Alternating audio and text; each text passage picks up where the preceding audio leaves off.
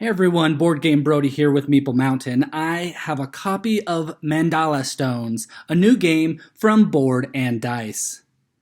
Mandala Stones is an abstract strategy game about collecting colorful stones and then scoring them in different ways.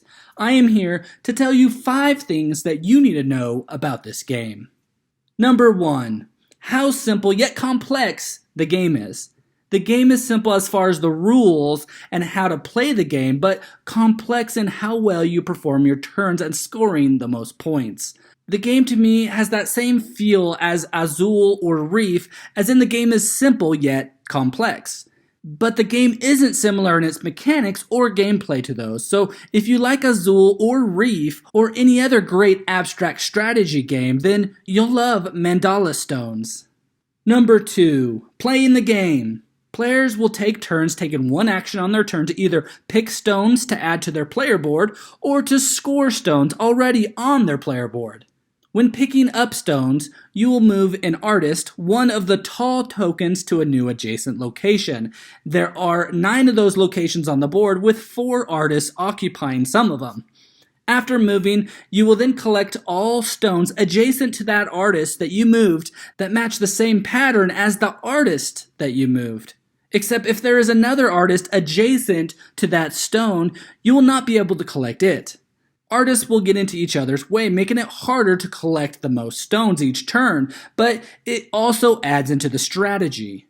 After you move the artist, when collecting the stones, you will decide on which stone to start taking, and starting with that stone, you will then take each allowed stone in a clockwise manner, adding them on top of each other to form a tower, with the first stone being on the bottom.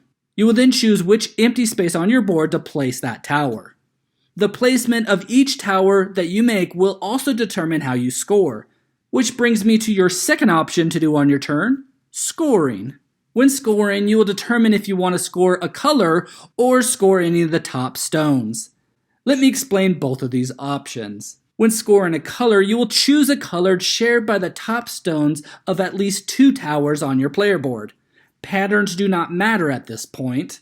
You will then proceed from left to right, scoring the towers with the chosen color, with the color stone being on the top of that tower.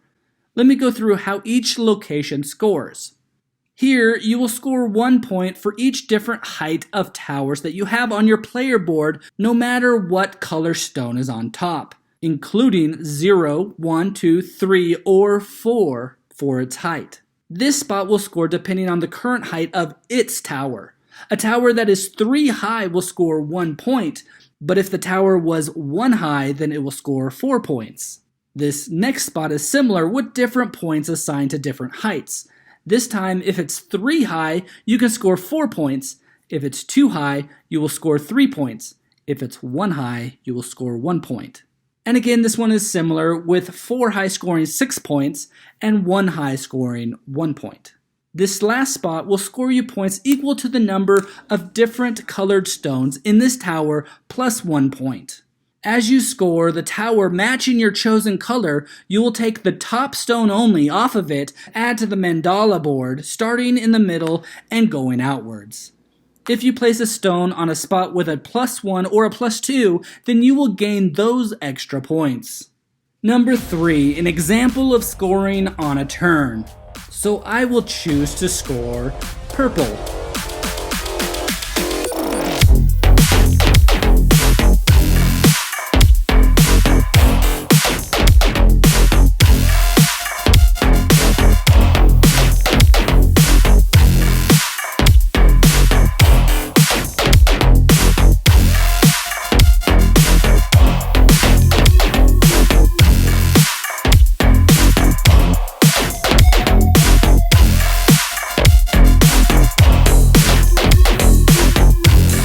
Number 4, ending the game. Depending on player count, whenever the mandala board has stones placed all the way out to its in-game spot, the game ends with players finishing the round so that all players have the same amount of turns, or the game also ends if a player is unable to score any stones or pick up any stones.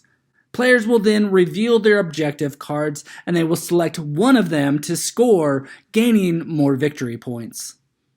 The player with the most points will then win the game. Number 5, my thoughts on the game. This game is so good. I really prefer it over many other abstract strategy games. It's beautiful, so are so many others, but this is one of those games I feel like the game is made just for me. It's easy to know how to play, but it's packed full of strategy. So let's talk about strategy. So you are balancing picking up stones or scoring them, but you want to score them when you have the majority of a color on top of each tower. So when collecting your stones to place on top of your player board, it really does matter the way that you do that.